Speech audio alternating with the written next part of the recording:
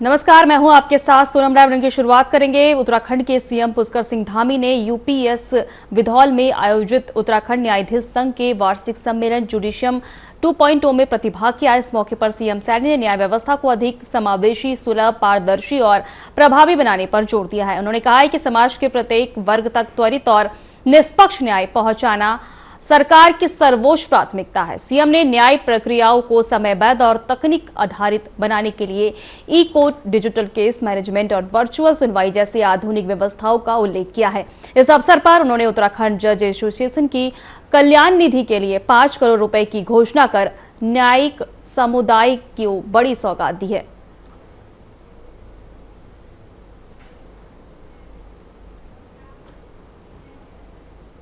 काशीपुर में खेत बचाओ अभियान आयोजित हुआ है। कार्यक्रम में कृषि मंत्री गणेश जोशी ने किसानों से वैज्ञानिक प्रकृति और जैविक खेती अपनाने का आह्वान किया है। उन्होंने कहा है कि मिट्टी की उर्वरता बनाए रखने के लिए नियमित मृदा परीक्षण जरूरी है और उर्वरकों का उपयोग सॉइल टेस्टिंग के आधार पर किया जाना चाहिए। वहीं कृषि मंत्री ने कहा है कि डबल इंजन सरकार के किसानों की आय बढ़ाने के लिए आधुनिक कृषि तकनीकी ड्रैगन फ्रूट, कीवी और मिलेट जैसी फसलों को बढ़ावा दे रही है। उन्होंने अधिकारियों को न्याय पंचायत स्तर पर जागरूकता अभियान चलाने के भी निर्देश दिए हैं।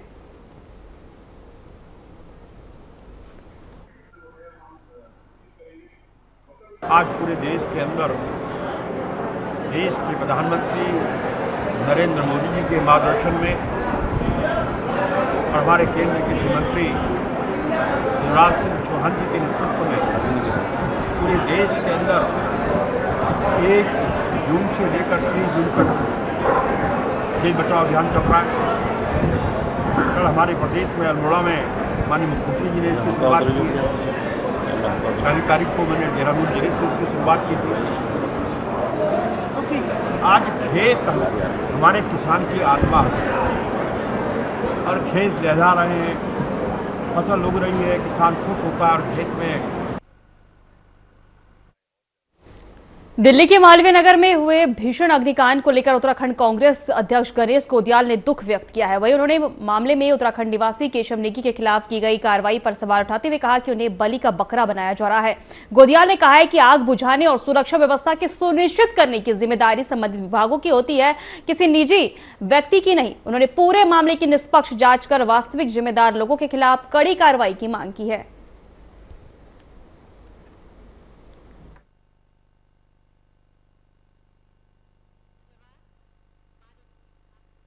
केसर नेगी की जांच का क्या मतलब है? केसर नेगी उस होटल में शेफ हैं। अब या तो ये प्रमाण हो कि उसने जानबूझ के कुछ किया। अब अगर आग लगी तो आग बुझाने की जवाबदारी केशव नेगी की तो है नहीं। कैसे उसको मतलब इस तरह प्रताड़ित किया जा रहा है? और हमारे सांसद लोग दिल्ली में 5-5 सांसद क्या कर रहे हैं? सिर्फ प्रश्न पूछ जाने से, वो प्रश्न पूछने के उसमें नहीं है। प्रश्न पूछने की स्थिति में विपक्ष है, हम प्रश्न पूछ रहे हैं, वो तो समाधान है। तो उनको तो समाधान देना चाहिए कि भाई क्यों इसको अरेस्ट किया गया। इसलिए मैं ये कह रहा हूँ कि खाली बयान और प्रश्न पूछने से वो अपने फर्ज की तीसरी न समझे। इस बात के लिए वो जवाबदेह हैं कि केसर नेगी को क्यों प्रताड़ित किया गया।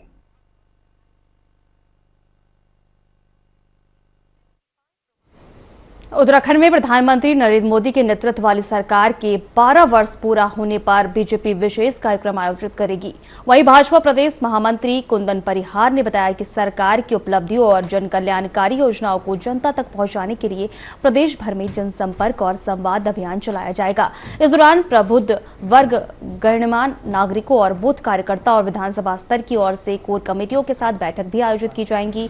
उन्होंने 10 जून 2026 को प्रधानमंत्री नरेंद्र मोदी देश के सबसे लंबे समय तक लगातार निर्वाचित रहने वाले प्रधानमंत्री बनाने का नया कीर्तिमान स्थापित भी करेंगे। वहीं भाजपा ने इस अवसर को लेकर व्यापक कार्य योजना तैयार की है।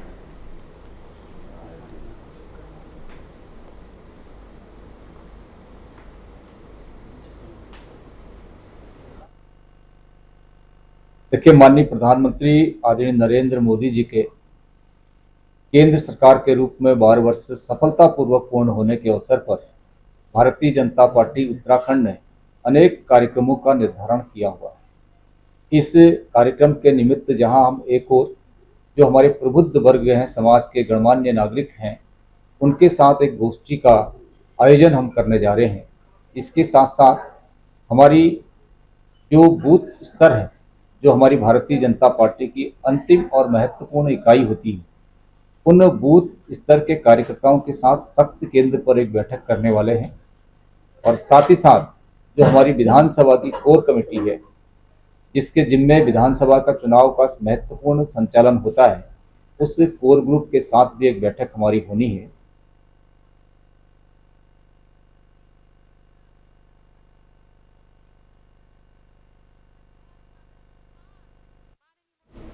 उत्तराखंड क्रांति दल के केंद्रीय उपाध्यक्ष आशुतोष नेगी और केंद्रीय महिला प्रकोष्ठ अध्यक्ष मेजर संतोष भंडारी रविवार को थराली पहुंचे, जहां पार्टी कार्यकर्ताओं ने उनका गर्मजोशी से स्वागत किया। वहीं यूकेडी कार्यालय में आयोजित बैठक में नेताओं ने कार्यकर्ताओं से मुलाकात कर आगामी 2027 विधानसभा चुनाव की तैयारियों में जुटने का आह्वान किया। वहीं आशुतोष नेगी ने बीजेपी सरकार पर निशाना साधते हुए कहा कि महंगाई, बेरोजगारी और भ्रष्टाचार से जनता परेशान है। उन्होंने कार्यकर्ताओं से डोर टू डोर संपर्क अभियान चलाने और सदस्यता अभियान को मजबूत करने का आह्वान किया है।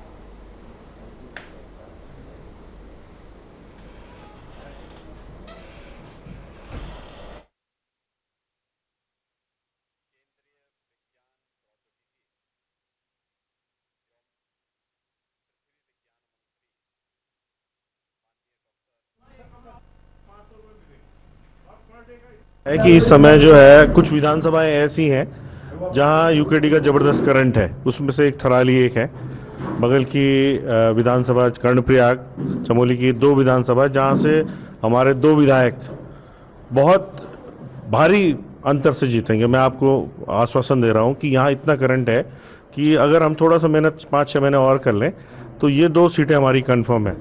और बगल की 2 सीटें कुमाऊं मंडल की सल्ट और द्वारहाट, वहाँ भी बहुत अच्छा हमारा करंट है। तो 4-5 सीटें हमारी आने की प्रबल संभावना है। पूरी तरह से तैयार है 2027 के 70 विधानसभाओं में चुनाव लड़ने के लिए, और 33% महिलाएं इसमें ज़रूर विधानसभा में इस बार हम पहुंचाएंगे। और हमें पूरी उम्मीद भी है और हम बहुत कॉन्फिडेंस के साथ में कह रहे हैं कि इस बार प्रदेश में पूरा बदलाव होगा और 2027 उत्तराखंड क्रांति दल की सरकार आने वाली है। जिस प्रकार से हमारे युवा शक्ति, हमारी मातृशक्ति, हमारी सैनिक शक्ति और हमारे सभी पुराने और नए युवा साथी जो उत्तराखंड क्रांति दल के साथ में कार्यरत हैं, सब बहुत प्रयास कर रहे हैं और हमें उम्मीद है कि ज़रूर सरकार में हम लोग।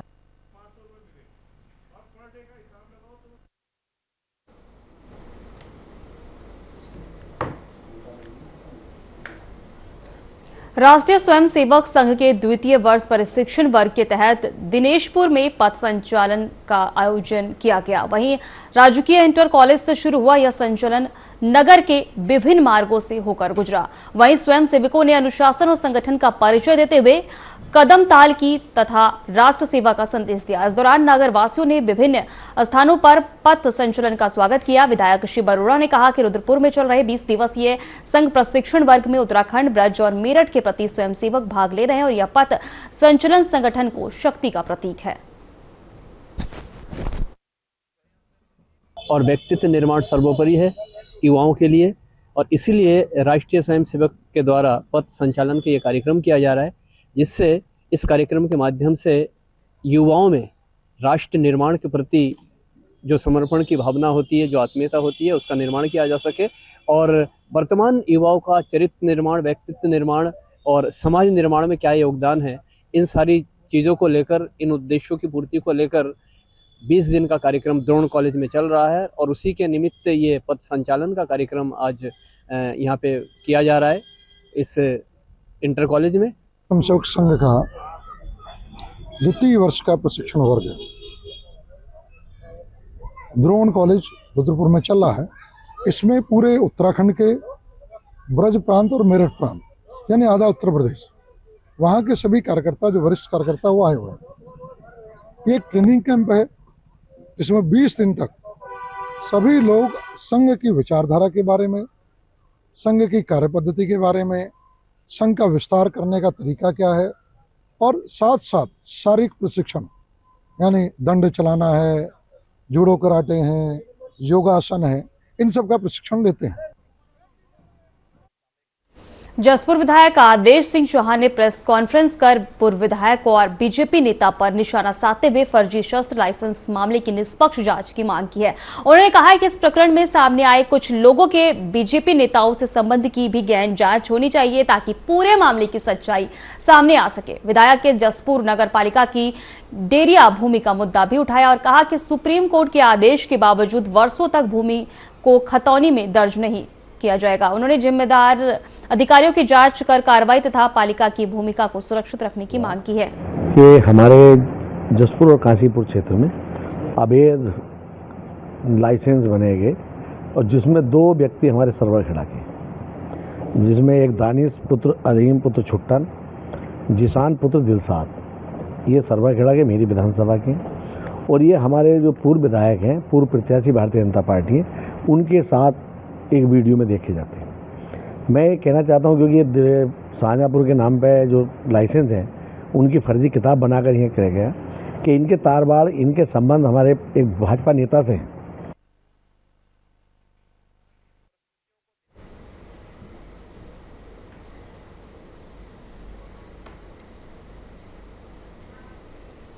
चारधाम यात्रा में बड़ी संख्या में श्रद्धालु पहुंच रहे हैं, लेकिन यात्रा व्यवस्था को लेकर बद्रीनाथ से कांग्रेस विधायक लखपत सिंह बुटौला ने सरकार पर सवाल खड़े कर दिए हैं। उन्होंने कहा है कि यात्रा फिलहाल नारायण भरोसे चल रही है और इसमें सरकार का योगदान अपेक्षाकृत कम दिखाई देता है। हालांकि उन्होंने माना है कि सरकार ने कुछ व्यवस्थाओं में सुधार किया है, लेकिन अभी भी कई क्षेत्रों में काम किए जाने की आवश्यकता है। बुटौला ने कहा है कि विशेष रूप से मानसून के दौरान यात्रा को सुचारू बनाए रखने के लिए सरकार को और प्रभावी तैयारियां करनी होंगी।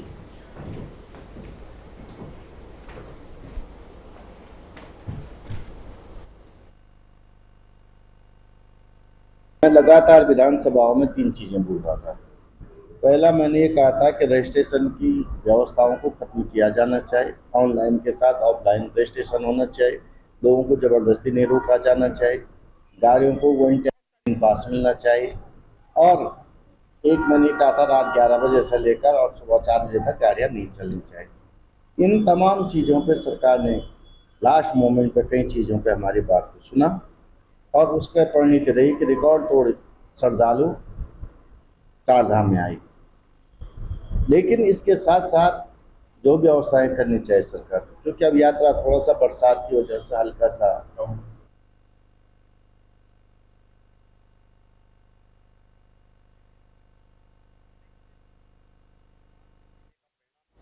ऋषिकेश में त्रिवेणी घाट, दत्तात्रेय घाट और नाव घाट की 800 मीटर लंबी श्रृंखला के पूर्ण विकास का कार्य शुरू हो गया है।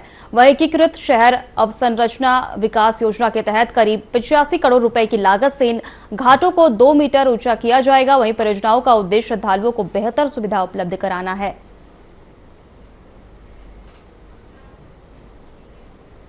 चारधाम यात्रा से लौट रहे कई यात्रियों को गढ़वाल में सुरक्षा के कारणों से पुलिस ने आगे बढ़ने से रोक दिया, जिस पर कुछ यात्रियों ने नाराजगी जताई। पुलिस का कहना है कि पहाड़ी मार्गों पर रात्रिकालीन यात्रा के दौरान दुर्घटना की आशंका अधिक रहती है, इसलिए यात्रियों को अस्थायी रूप से रोका गया था और देर रात करीब 12:30 बजे के बाद उन्हें आगे जाने दिया गया।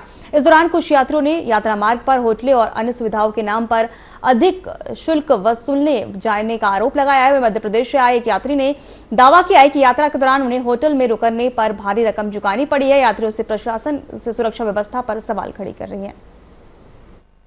लोग रोक दीजिए कि इतनी पब्लिक को हम एक्सेप्ट नहीं कर सकते, ना आए कृपया। मेरा उत्तराखंड में मत आइए, मेरा उत्तराखंड ना आइए, हम इतने लोगों को नहीं संभाल सकते। कल भी हम लोग 5 बजे सही खड़े 9 बजे रात को हम लोग को रोक दिया गया था। बद्रीनाथ वाले रूट पे सुबह 5 बजे छोड़ा गया।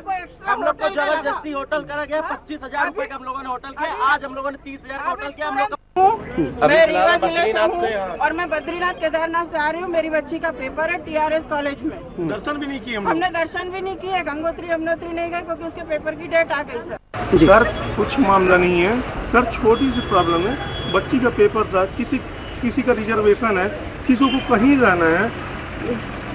केदारनाथ नहीं जा रहे, कोई जरूरी नहीं केदारीनाथ जाए, ठीक है ना। जो दर्शन कर चुका बद्रीनाथ से, हम लोग बद्रीनाथ गए, बद्रीनाथ से दर्शन नहीं करे, कल से परेशान है। इस बच्ची का पेपर है, इस बच्ची का पेपर है। मैं इतना परेशान हूँ कि रोक के रख गया, इसीलिए मैं दर्शन नहीं करके गया। केदारनाथ धाम यात्रा लगातार नए कीर्तिमान बना रही है। कपाट खुलने के बाद से अब तक 11 लाख से अधिक श्रद्धालु बाबा केदार के दर्शन कर चुके हैं।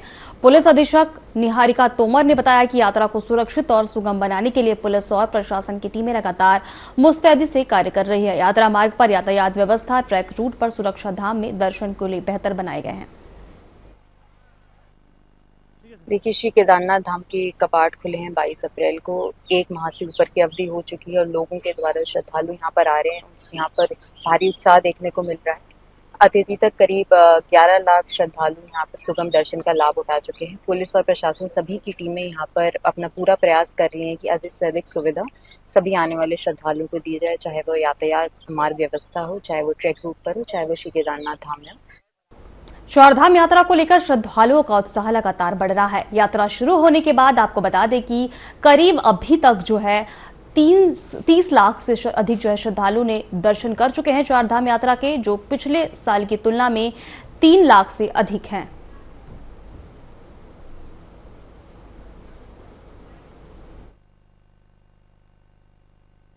देखिए, अभी जैसे कि चारधाम यात्रा चल रही है हमारी, और लगभग जो है हमारी जो स्क्रीनिंग है वो 5.5 लाख के आसपास हो चुकी है। और यात्री भी इस बार काफ़ी आ रहे हैं। जो लास्ट ईयर से लगभग मेरे ख्याल से 3.5 लाख के आसपास, उससे ज़्यादा इस बार यात्री आए हैं। काफ़ी भीड़ भी है। और जो हमारे कोमॉर्बिड हैं वो कम से कम 15,500 के आसपास अभी आइडेंटिफाई हम लोगों ने वो करे हैं, चिन्हित करे हैं। और साथ में जो है उनको हमने सलाह भी दी है, काउंसलिंग भी की है।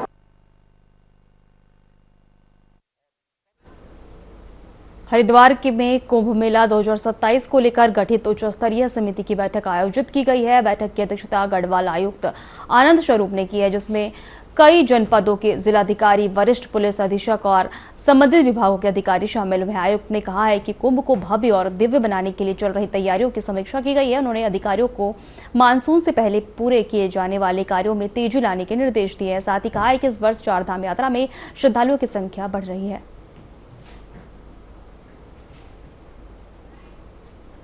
और मेरे आयुक्त का चार्ज लेने के बाद मेरी ये पहली बैठक है, और इसमें मैंने जो अब तक तैयारियां कर ली गई हैं, जो निर्माण कार्य चल रहे हैं, उनकी प्रगति के बारे में जानकारी ली है, और जो आगे काम होने हैं भी उनकी भी मुझे जानकारी मैंने ली है। और हम लोग जो है जो कुंभ होने वाला है, इसकी जो सबसे भव्य जो कल्पना की गई है कि सबसे सुंदर और भव्य कुंभ हम बनाएंगे। देहरादून के पिथुवाला पॉलिटेक्निक में परीक्षा के दौरान नकल रोकने को लेकर विवाद का मामला सामने आया है। सिविल इंजीनियरिंग के पेपर के दौरान ड्यूटी स्टाफ और एक परीक्षार्थी के बीच कहासुनी हो गई। इसके बाद मामला थाने तक पहुंच गया। ड्यूटी स्टाफ की ओर से परीक्षार्थियों के पिता, जो पुलिस विभाग के दरोगा हैं, वह पर मारपीट और अभद्र व्यवहार का आरोप लगाते हुए मुकदमा दर्ज कराया गया। वहीं दूसरी परीक्षार्थी के पिता ने FIR दर्ज किया। दोनों पक्षों की ओर से तहरीर की है। प्रथम पक्ष द्वारा यह बताया गया कि 4 जून को वहां पेपर चल रहे थे, जिसमें कबीर कंडवाल नाम का एक लड़का था। उसको परीक्षा के बीच में कुछ शिक्षकों के द्वारा उसके साथ बदतमीजी की गई तथा मारपीट की गई, जिसके संदर्भ में उसके पिता महेश कंडवाल द्वारा तहरीर दी गई है। इसके बाद अगले दिन 5 तारीख को महेश कंडवाल तथा उनके परिजन कॉलेज पहुंचे। राजधानी देहरादून में अवैध निर्माण और अवैध प्लॉटिंग के खिलाफ मसूरी देहरादून विकास प्राधिकरण यानी MDDA का अभियान लगातार तेजी से जारी है। प्राधिकरण द्वारा बिना स्वीकृति मानचित्र से बनाए जा रहे भवनों और व्यावसायिक प्रतिष्ठानों और अवैध कॉलोनियों को चिन्हित कर सख्त कार्रवाई की जा रही है। कई स्थानों पर निर्माण कार्यों को सील करने के साथ साथ ध्वस्तीकरण की कार्रवाई भी अमल से लाई गई है। वहीं MDDA ने आमजन से भूखंड खरीदना या किसी भी निर्माण कार्य की शुरुआत से पहले सभी आवश्यक वैधानिक अनुमतियों और दस्तावेजों की जांच करने की अपील की है। इसमें 2 तरह की दिक्कतें हैं। पारिवारिक स्तर पर भी विवाद है और एक दूसरे की जमीन कब्जाने के भी मामले लगातार आते रहते हैं। तो जो भी अवैध निर्माण है, हम लोग सख्ती से उसको निपट रहे हैं। जो अवैध प्लाटिंग है या अवैध निर्माण है, उसके खिलाफ कार्रवाई कर रहे हैं। आपके माध्यम से मैं भी अनुरोध करना चाहूँगा, जो स्वीकृत मानचित्र और स्वीकृत लेआउट है, उसी में सभी लोग खरीदारी करें। देहरादून के कलासी ब्लॉक स्थित हरिपुर गांव की महिलाओं ने आत्मनिर्भरता की नई मिसाल पेश की है। रेप परियोजना के तहत संचालित सरसों तेल यूनिट में महिलाएं कोल्ड और हॉट प्रेस्ड तकनीक से शुद्ध सरसों तेल तैयार कर रही हैं। वहीं हिलांस ब्रांड के नाम से बिक रहा यह उत्पाद अब देहरादून समेत विभिन्न संस्थानों पर पहुंच चुका है। इससे पहले सैकड़ों महिलाओं को रोजगार और आर्थिक मजबूती मिल रही है। कालसी ब्लॉक की CLF है हमारी विकास महिला, उसको CDO लेवल एंटरप्राइज के रूप में एक तेल यूनिट लगवाई गई है, जिसमें हॉट और कोल्ड प्रेस्ड ऑयल दोनों वहाँ पे निर्माण किया जा रहा है। और इसमें लगभग उनका अभी तक मैं बात करूँ तो 24 से 25 लाख तक की सेल्स हुई है और 1.5 साल उनको ये चलाते हुए हो गया। तो एक लगभग एवरेज की बात करें तो 70,000 रुपये तक का सेल्स उनका प्रतिमाह हो रहा है। और इसमें CLF से हम मेरा नाम रीना चौहान है, मैं उड़ान SHG की सदस्य हूँ, विकास महिला क्लस्टर की भी सदस्य हूँ। विकास महिला क्लस्टर का NRLM के द्वारा गठन किया गया, जिसमें कि 120 समूह है, 764 महिलाएं हैं। और तत्पश्चात विकास महिला CLF का अनुबंध री प्रोजेक्ट के साथ हुआ। री प्रोजेक्ट के द्वारा विकास महिला क्लस्टर को धनराशि उपलब्ध कराई गई और जिसके द्वारा के सरसों तेल यूनिट का उद्यम स्थापित किया गया और इस उद्यम में सभी बहनों को रोजगार प्राप्त हुआ। अंत में मैं उत्तराखंड सरकार का धन्यवाद करना चाहती हूँ और जिला प्रशासन का, NRLM का और रीप का, जिन्होंने कि हमारे को इस काम करने का अवसर प्राप्त हुआ। नैनीताल पुलिस ने नशे के खिलाफ बड़ी कार्रवाई करते हुए 2 अंतर्राज्यीय तस्करों को गिरफ्तार कर उनके कब्जे से 618 ग्राम स्मैक बरामद की है। वहीं मामले की जानकारी देते हुए SSP डॉक्टर मंजुनाथ TC ने बताया कि काठगोदाम क्षेत्र में चेकिंग अभियान जारी है। नैनीताल को ऑपरेशन प्रहार तथा मिशन ड्रग्स फ्री देवभूमि के अंतर्गत बहुत बड़ी सफलता उपलब्ध हुई है। ड्रग्स बहुत बड़ी समस्या हो चुका है। आज हमारे को जनपद नैनीताल में ड्रग्स फ्री उत्तराखंड बनाने की दिशा में और ड्रग्स के विरुद्ध जंग में बहुत बड़ी सफलता मिली है। नैनीताल काशीपुर पुलिस ने 3 मंदिरों में हुई चोरी की घटनाओं का खुलासा करते हुए एक शातिर चोर और एक कबाड़ी को गिरफ्तार किया है। वहीं पुलिस ने चोरी का सामान बरामद करने के साथ एक बाइक भी कब्जे में ली है।